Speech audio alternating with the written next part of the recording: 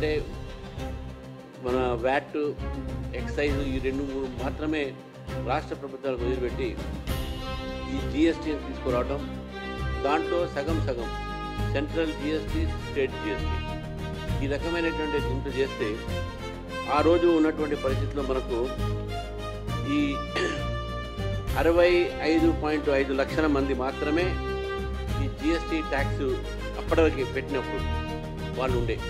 కానీ ఈరోజు దాదాపు 1,51,00,000 మంది ఈ జిఎస్టీ ట్యాక్స్ పే చేసినటువంటి సందర్భంగా మనకు పన్ను పెరిగింది, ఒక ఆదాయం పెరిగింది ప్రభుత్వానికి. ఎన్నో రకాలైనటువంటి ఇన్ఫ్రాస్ట్రక్చర్స్ కానీ మనకు భారతదేశంలో ఏదైతే మనం అభివృద్ధి కార్యక్రమాలు ఉన్నాయో, మన దేశము ప్రపంచంలోనే దాదాపు 4వ స్థానంలో ఆర్థిక వ్యవస్థగా మనం వచ్చిన సందర్భంగా తొందరగానే మనం 5 ట్రిలియన్ ఎకానమీని చేరుకునేటటువంటి దిశలో మనం ప్రయాణించిన సమయంలో ఈ యొక్క జిఎస్టీ వలన ఈరోజు నరేంద్ర మోదీ గారు ఒక ట్యాక్సెస్ సంబంధించినటువంటి ఒక పన్ను వ్యవస్థని ఒకటి సరళీకరణ చేయడము, సింప్లిఫై చేయడము, అదేవిధంగా దీంట్లో ఎక్కువ మంది దీంట్లో వచ్చేటట్టు. అయితే 56వ జిఎస్టీ కౌన్సిల్ మనకు జరిగింది. ఈ జరిగినటువంటి ఒక సందర్భంగా అనేకమైనటువంటి ఒక రిప్రజెంటేషన్స్ కొన్ని వర్గాల సంబంధించి తీసుకొని దాదాపు మొత్తం జిఎస్టీ కూడా అత్యవసరాల ఒక వస్తువులపై, ముఖ్యంగా హెయిర్ ఆయిల్ కావచ్చు, అది కోకోనట్ ఆయిల్ కావచ్చు, మిల్క్ ప్రోడక్ట్స్ కావచ్చు, ఈ రకమైనటువంటి ఒక దీంట్లో మొత్తం ఈరోజు వారు చేసినటువంటి ఒక ఆల్మోస్ట్ ఫ్రీ చేశారు. జీరో చేసినటువంటి కొన్ని నిర్మచితంగా ప్రెస్లో చెప్పారు. అయినా కూడా మిల్క్ ప్రోడక్ట్ మీద రోటీ, చపాతీ ఇవన్నీ ఏవైతే ఉంటాయో, డ్రై ఫ్రూట్స్, చాక్లెట్స్, పేస్ట్రీ, ఏవైతే మిడిల్ క్లాస్ ఫ్యామిలీస్ యూజ్ చేసేటటువంటి ఒక ఏది ఉన్నాయో ఇవన్నీ కూడా తగ్గించుకుంటుంటే ఒక పికిల్స్ మీద, వెజిటేబుల్స్ మీద, ఫుడ్ గ్రెయిన్స్ మీద దాదాపు 18 నుంచి 5%, 12 నుంచి 5%, 5% నుంచి 0%. ఈ యొక్క వ్యవస్థలో దాదాపు మొత్తం దేశంలో కూడా మిడిల్ క్లాస్ ఫ్యామిలీస్కు తక్కువ ధరలో అత్యవసర వస్తువులు దొరికేటటువంటి ఈ అవకాశం వచ్చింది. ఇది ఒక పెద్ద మార్పు, పెద్ద ఆర్థికమైనటువంటి పెద్ద నిర్ణయము. ఈ నిర్ణయాన్ని భారతీయ జనతా పార్టీ స్వాగతిస్తూ ఉంది. భారతీయ జనతా పార్టీ తెలంగాణ వార్త స్వాగతిస్తూ నిర్మలా సీతారామన్ గారికి, నరేంద్ర మోదీ గారికి మా తరఫు నుంచి ధన్యవాదాలు తెలుపుతూ పేద ప్రజలు కూడా ఈరోజు ఒక కాంగ్రెస్ పార్టీ నరేంద్ర మోదీ గారిని అనేక మాట్లాడుతూ ఏది దొరకకపోతే వారి మీద ఎవరు ప్రజలు నమ్మకపోతే ఎవరికి నరేంద్ర మోదీ గారి నిరంతరమైనటువంటి వారి యొక్క తల్లిగారిని కూడా వదలలేదు.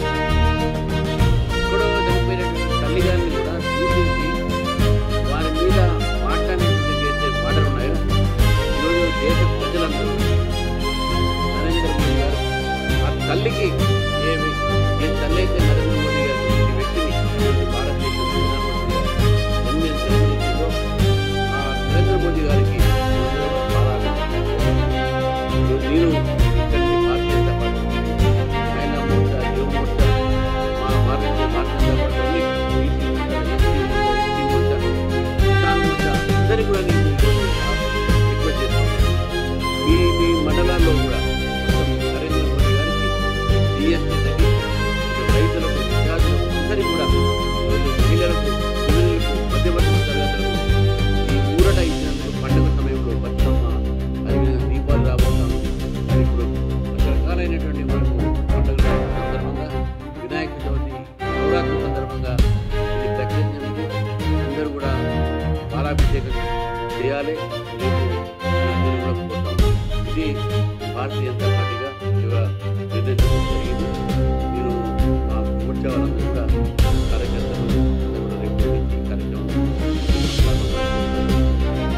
రెండోది భారత నాడు భాగ్యనగర్ సందర్భంగా వారు కార్యక్రమం చేసిన అమిత్ షా గారు హైదరాబాద్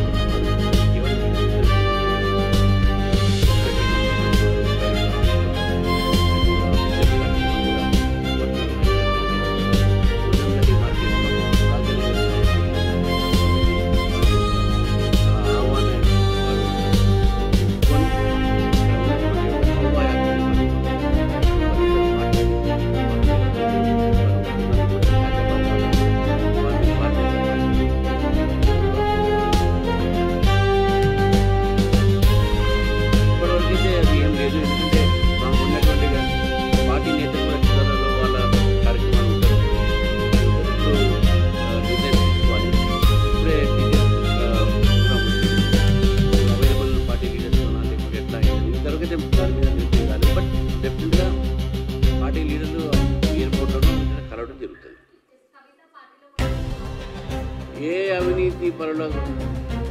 అవినీతి పరులకైనా సరే మా పార్టీలో స్థానం లేదు. కవిత కానీ కవిత కానీ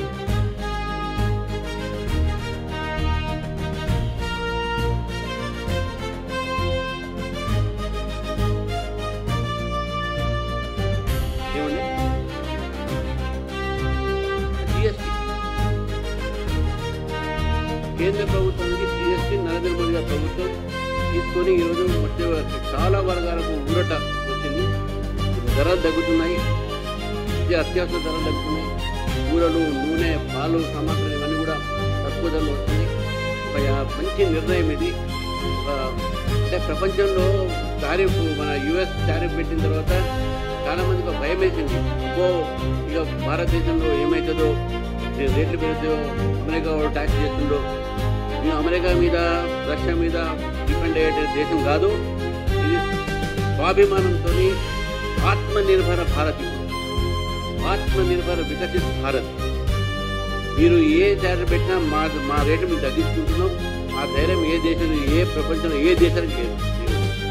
అన్ని దేశాలు భయపడతా ఉన్నాయి ఈ టారిఫ్తో.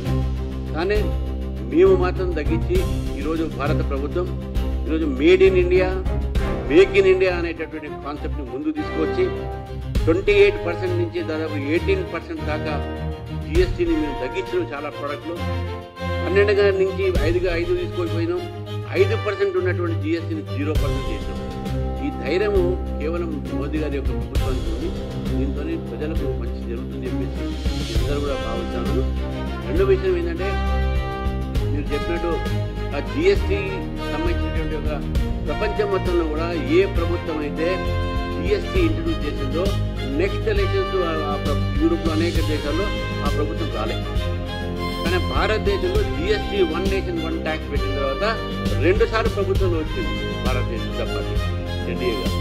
కాబట్టి ఈ సింప్లిఫైడ్ ట్యాక్స్ అన్ని చోట కూడా ఇప్పుడు ఎంత ట్యాక్స్ బేస్ పెరిగింది. గతంలో ట్యాక్స్ బేస్ ఓన్లీ 2 lakhs, 100 కోట్ల జనాభాలో కేవలం కొంతమంది మాత్రమే ట్యాక్స్ కట్టేవాళ్ళు. కానీ ఇప్పుడు ట్యాక్స్ బేస్ పెరిగింది. అదే ఇన్కమ్ ట్యాక్స్ బేస్ కూడా పెరిగింది. జిఎస్టీ ట్యాక్స్ పెరిగింది చూడండి.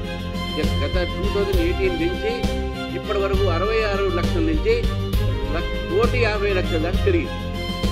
కాబట్టి ఇది మన దేశానికి, మన ఆర్థిక వ్యవస్థకి మంచిదని చెప్పి ఈ సందర్భంగా తెలియదు.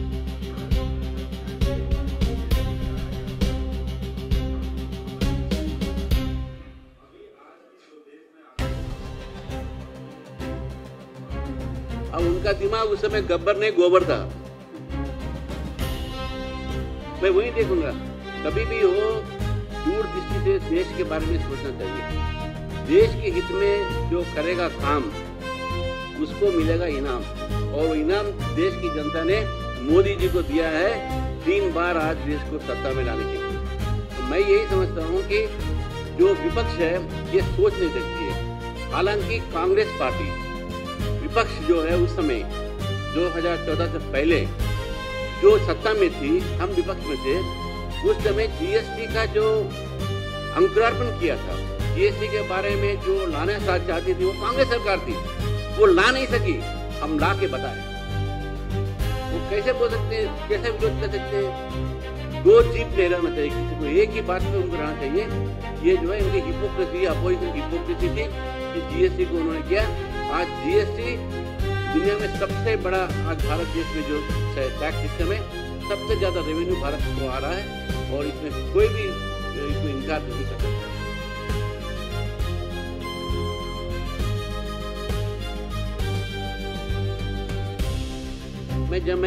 मैं चाहता हूँ कि यहाँ के लोग भी उसका खंडन करें, उसका विरोध करें.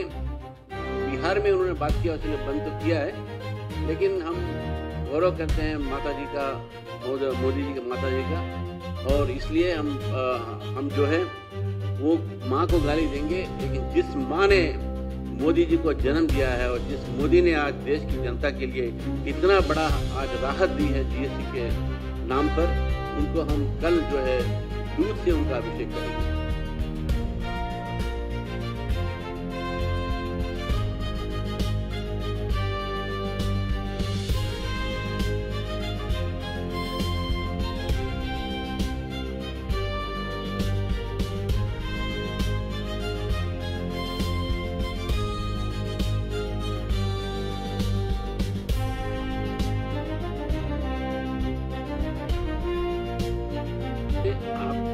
बीजेपी बीआरएस एक है अगर वो बोलते हैं तो मैं आपको एक उदाहरण दूंगा। बीआरएस कांग्रेस एक है। स्टालिन ने जब बुलाया था वहाँ ऑल पार्टी मीटिंग में दोनों मिलके गए, और जब परसों गवर्नर के पास गए दोनों मिलके गए। वो भारतीय जनता पार्टी को दोनों विरोध करते हैं। भारतीय जनता पार्टी के सिद्धांतों को, भारतीय जनता पार्टी नीतियों को दोनों ने विरोध किया है। दोनों मिलकर आज इस प्रदेश को लूटने में लगे हुए हैं। दोनों जुड़वे भाई हैं अब ये भ्रष्टाचार के। एक ने लूटा है, दूसरा सोच रहा है कि सारा पूरा वो लोग लूट लिया, हमको लूटने के लिए तो बचा नहीं है। दोनों में क्या अंतर है? दोनों भाई हैं, वो हमसे नहीं जुड़ सकते। हम तेलंगाना के लिए, तेलंगाना के जनता के लिए हम काम करने वाले हैं। ये बीआरएस कांग्रेस से हम मिलने वाले नहीं है। किसी भी रूप से हम उसका विरोध करते हैं।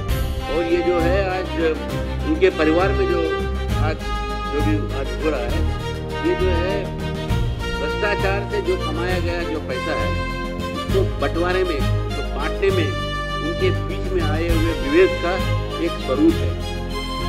एक बात तो सही है, वो साबित हो गया है कि भ्रष्टाचार हुआ है। भ्रष्टाचार हुआ है और कितना गया है उसको अभी सीबीआई रिपोर्ट देगी बाद में। देखिए सीबीआई को भी क्या रिपोर्ट दिया, उनको क्या दिया गया है? सिर्फ मेडीगड्डा बैरेज और कुछ लोग दिया गया। पूरे कालेश्वरम का निकाल गया है। अगर 1,80,000 का जो प्रोजेक्ट हुआ है एक्सटेंशन के साथ, उसका ऊपर पूरा करना चाहिए सीबीआई। एक बैरेज का डैमेज करके उसको बताकर इसको सीबीआई को देने से कोई मतलब नहीं है। ये बीआरएस और कांग्रेस मिलके कर रही है, तेलंगाना की जनता को गुमराह कर रही है। चला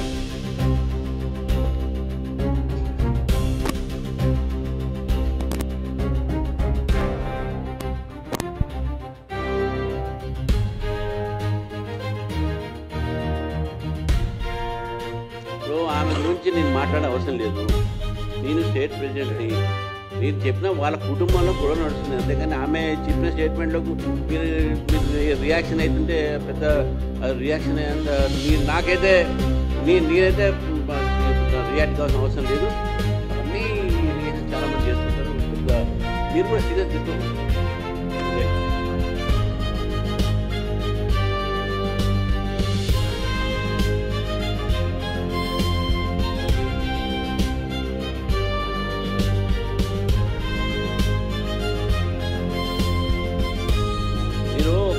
కలెక్టర్తో మాట్లాడండి. మీకు తెలుస్తుంది ఎవరోజు ఆ బస్తాలు ఎత్తుకోపోయిన మహబూబ్నగర్లో 86 బస్తాలు కాంగ్రెస్ నాయకులు పట్టుకోపోయింది. నేను అదే చెప్తున్నాను. యూరియా కొరత కృత్రిమంగా కాంగ్రెస్ పార్టీ చేసింది, కాంగ్రెస్ ప్రభుత్వం చేసింది. వాళ్ళు దళారీలో బ్లాక్ మార్కెట్లో ఆపలేకపోతున్నారు. మేము ఇప్పటి వరకు ఖరీఫ్ సీజన్లో ఎంత అవసరం ఉంటే అంత ఇచ్చినాము. ఏదో కొంత 10,000 20,000 టన్నులు ఏదో దారిలో ఉన్నాయి. మేము అతి కష్టంతో దేశవ్యాప్తంగా కూడా ఎవరి ఏ రైతు కూడా నష్టం కాకుండా యూరియా దేశమంతా కూడా మేము సరఫరా చేస్తున్నాము. ఇందులో ఎటువంటి మీరు భయపడాల్సిన అవసరం లేదు. రైతులు చెప్తా ఉన్నాను, ఇది కేవలం కాంగ్రెస్ పార్టీ చేసినటువంటి పొరపాటు వల్లనే ఈ రకమైనటువంటి పరిస్థితి రైతులకు వచ్చింది అనే విషయాన్ని మీ ద్వారా